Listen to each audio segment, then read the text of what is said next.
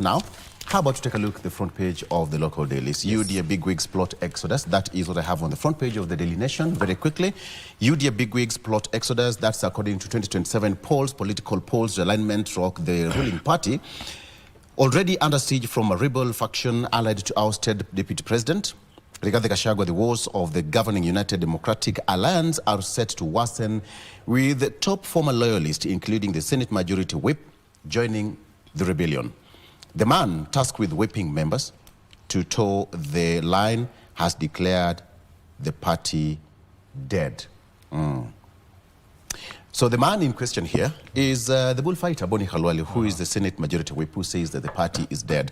And many of them actually put on the front page of the Daily Nation. I have got Gloria Robo, who is ousted senator, Mohamed Ali Nyali MP, Joash Nyamogo, who is North Mugirango Member of Parliament, Jane Kihara, Naivasha MP, and Ndindi Nyoro, representing Kiharu constituency. And of course, these just but a few who've been put there on the front page. Free at last. The gentleman here is Stephen Munyakho, on death row in Saudi Arabia for over a decade, now dragging a date with the executioner every day. The nightmare for Stephen Munyakho finally ended yesterday when he was freed after dramatic negotiations with the family of a Yemeni citizen whose death following a feud led to his conviction. It took 150 million blood money for his life to be spared.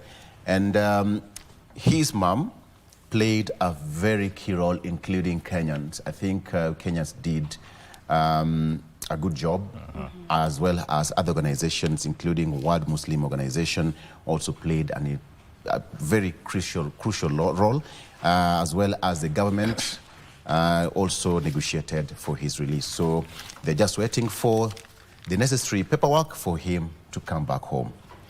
Thank you, thank you, thank you. So, cancer patients, 4-month vigil, the daily journey from Nyeri to Beg for Life. That's what's here on the front page, inner pages. And then the story of the mother saved from the death row, a mother's joy as son freed from Saudi prison.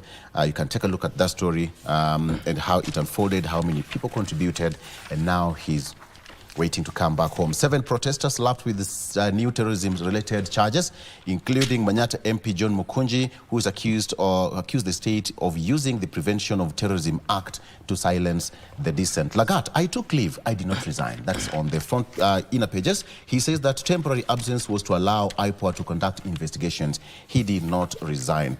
All right, very quickly, Raila, I did not benefit from handshake, quote-unquote, handshake deal. Contrary to the perception that he struck a backroom deal, Raila claims that the partnership was solely about pursuing national reforms. And finally, Ruto allies plot UDA exit ahead of 2027 polls.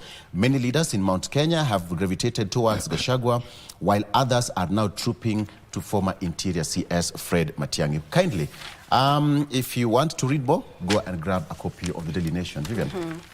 I have a copy of the Star with me, and on the front page it reads, EACC targets governor wife in a 728 million fresh investigation. That is the main story on the front page. We also have mom rolls in joy after son escapes death row in Saudi Arabia. That's the story of the young man that Victor has just mentioned, the man who was supposed to be executed in Saudi Arabia and had spent 13 years in prison, but now he is out. There's also another story on, this is a very sad one actually, women abused, slapped while giving birth, and that is a report that reveals that, and it is on the second page of the Star. We also have MPs summon Treasury PS over e-citizen gaps. Another story that has been highlighted is Oscar Agiso, a 26-year-old, defies the odds by graduating after last year's KU bus crash. That is what has been highlighted on the front page of the Star. We also have Mwangi, tear gas canisters, just protest memorabilia, and he maintains arrest was politically motivated and intended to instill fear in activists.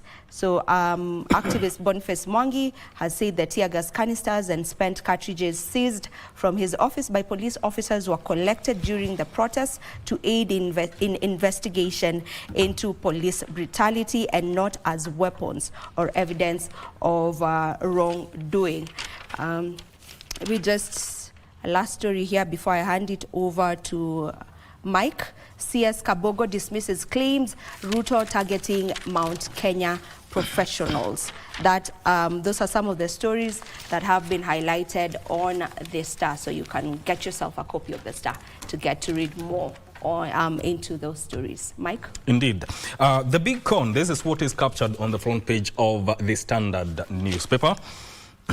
Deputy Inspector General of Police Eliud Lagat lied to the country about his stepping aside to pave the way for investigations into the death of Albert Ojwang at Central Police Station. In a June 16 statement, Lagat announced he had opted to step aside to allow investigations to proceed unhindered.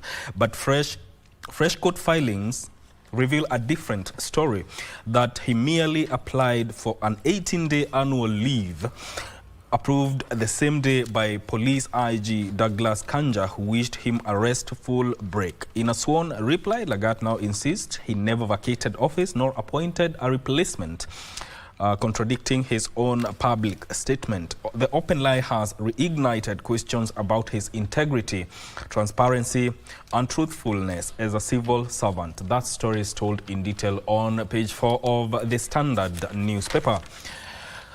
Masai Mara listed, quote-unquote, in extraordinary global records for annual spectacle. Reserve listed in World Records book as world's greatest annual terrestrial wildlife migration. Every year between July and October, over 1.5 million wild beasts cross to Mara from Serengeti. Read that story on page 3 of the Standard newspaper. Parliament summons PS Kipto over e-citizen irregularities. Read that story still on page 3 of the Standard newspaper.